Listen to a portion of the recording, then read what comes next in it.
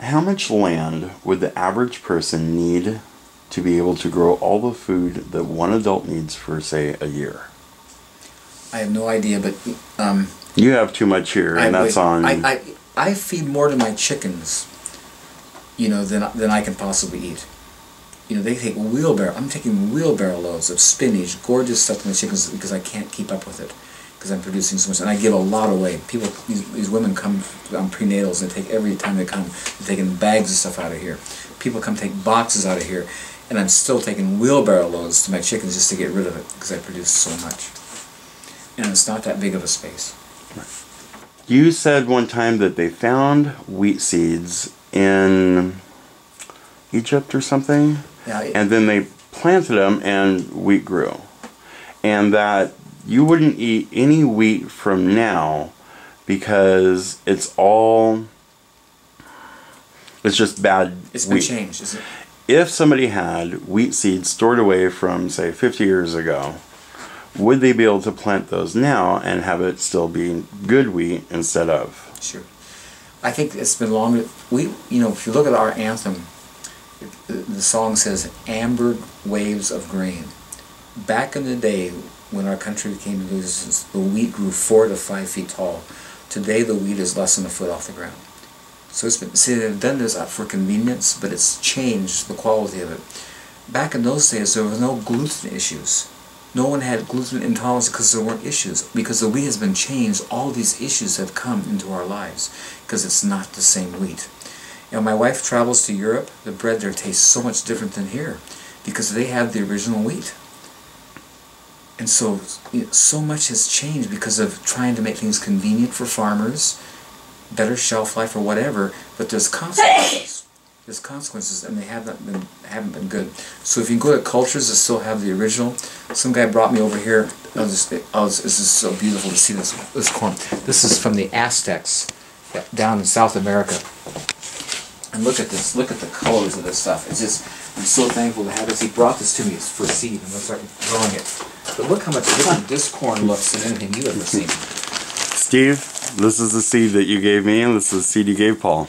You know that guy. I went out and saw his garden, and I have a huge bag of that sitting in my house. He's such a cool and he guy. mentioned that he brought some into you. He did.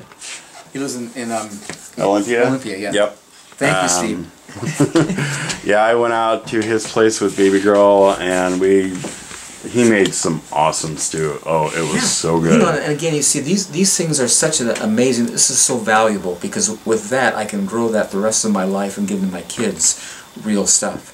You know, and people don't understand the values and how we're losing so much. So many wonderful varieties are gone forever because they're gone. And so if you can get the real stuff and be able to preserve it, this is, I mean, the value of that is just so awesome. Yeah, I was just editing. I mean, it's been maybe a month since I was there, and I should have done this footage since then. But I was just editing that video this morning, actually, and he did mention, "Hey, I wonder how that corn's doing for him." So you can see it out there, man. It's like, oh, you planted some of it? Tell them I planted the 4th of July, where they say around here if corn is not knee high by the 4th of July, you won't get any.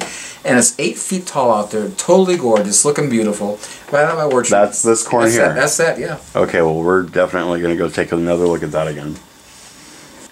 Do potatoes need to have sprouts before I put them under the wood chips? If mine do have sprouts, can I still plant them? No, because if you notice when I'm harvesting, there's no sprouts. They're just baby coming out of the ground. And I plant those right back. They do fine.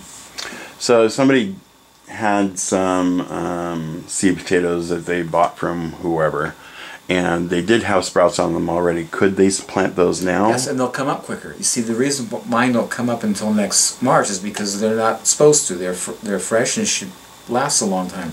But in March, they start sprouting. And so if you got something sprouting, it's just going to come out of the ground quicker, so you'll see a quicker return from your planting. Okay. But I'm in no hurry, and so I just plant when I harvest, and so it's convenient. This person says they just started their garden a couple months ago, and there's still cardboard underneath the wood chips. When he plants his potatoes, does he have to plant them under the cardboard, or will they be okay above it until winter disintegrates the cardboard, and it kind of drops down to the earth. He can put them on the cardboard, but make sure he has 8 inches at least of wood chips over the cardboard. Okay.